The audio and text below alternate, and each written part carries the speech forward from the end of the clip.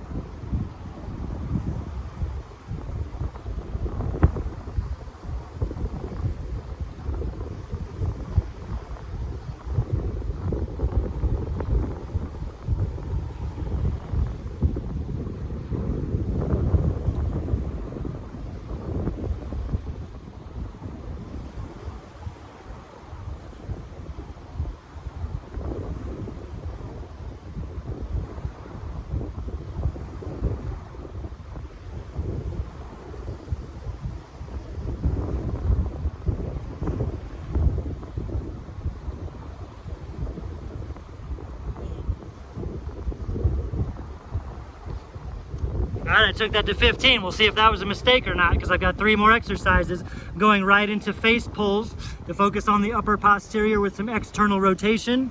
And once again, 8 to 15 reps.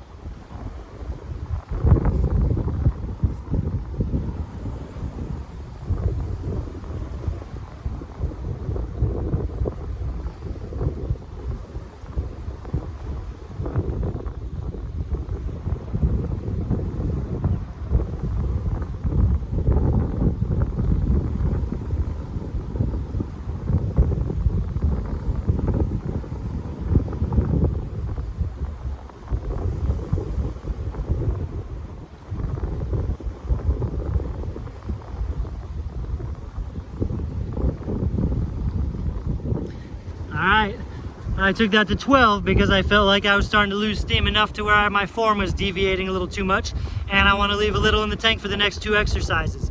You notice the difference there between the reverse flies. I kept my arms straighter and went out wide, operating at the shoulder joint. Here, I bent my elbows and externally rotated, making a W with my arms.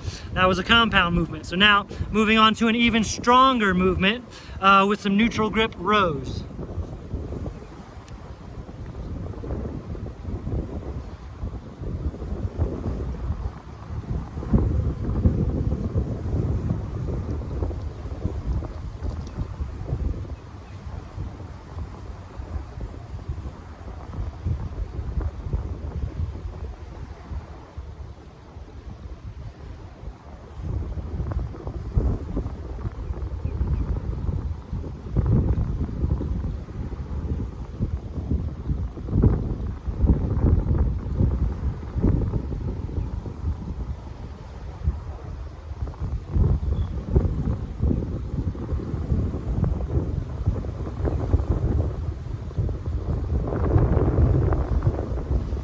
went ahead and took that to 15 because they felt good, even though it was very hard.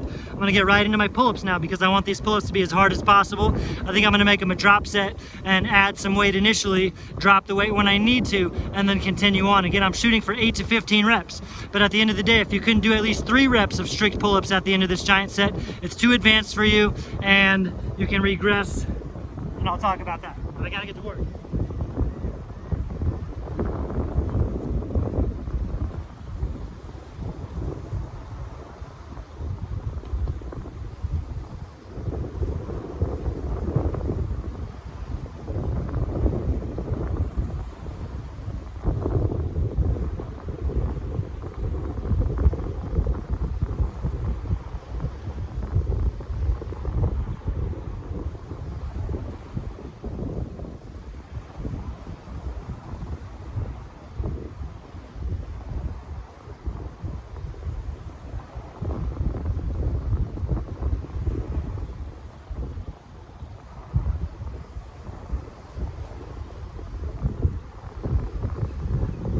Oh boy, my back is taxed. I got to 8 with the weight. I think that was 15 pounds, 4 without, so I got to 12. So I made that a drop set. So you can reverse this to make it more of a beginner or intermediate giant set for your back by simply switching the order of exercises.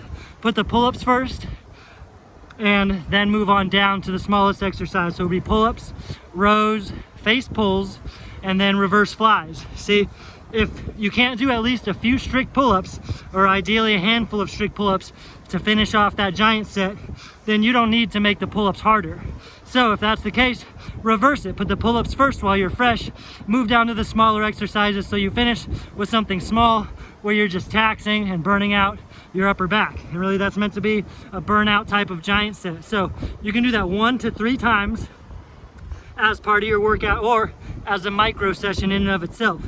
It certainly makes a big difference that I'm talking to you in between sets. If I were to go right into the next exercise with much less rest, I wouldn't get as much volume in, but shoot for 8 to 15 reps on everything and 1 to 3 rounds.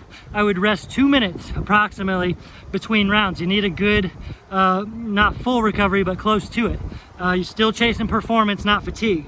And those 4 exercises combined will fatigue your upper posterior like it's going out of style. So give it a go, ask me questions, and have fun.